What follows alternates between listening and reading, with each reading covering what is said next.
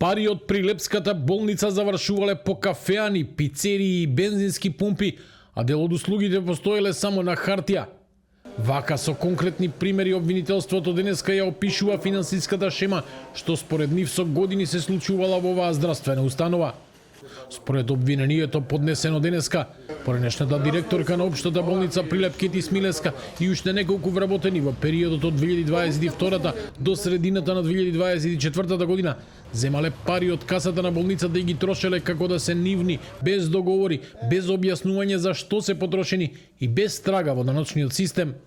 Се работи за повеќе од 150.000 евра, кои били исплаќани на разни лица преку лажни налози за работа и фиктивни исплати за наводно завршени услуги, што според истрагата никогаш не биле извршени.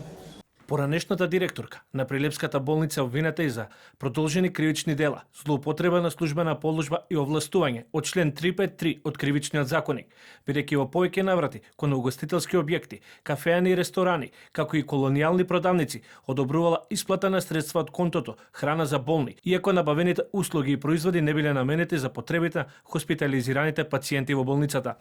Лани во април Прилепската болница се најде под лупа, откако полицијата изврши претреси на 8 локации во Прилеп по сомнежи за сериозни финансиски злоупотреби.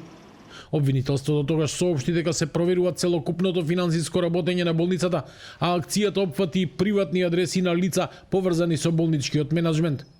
Истрагата започна откако новиот директор Кире Јоновски соопшти дека болницата има блокирана сметка и долгови од околу 3 милиони евра, а за злоупотреба на пари од здравствената установа го обвини претходното раководство. Поранешната директорка Кети Смилеска тогаш за телевизија 24 ги негираше обвинувањата. Не знам дали постои вештак кој би ги пресметал сите трошоци кои што се случуваа во време на пандемија. Сепак сите постапки кои службите ги спроведуваа беа согласно закон.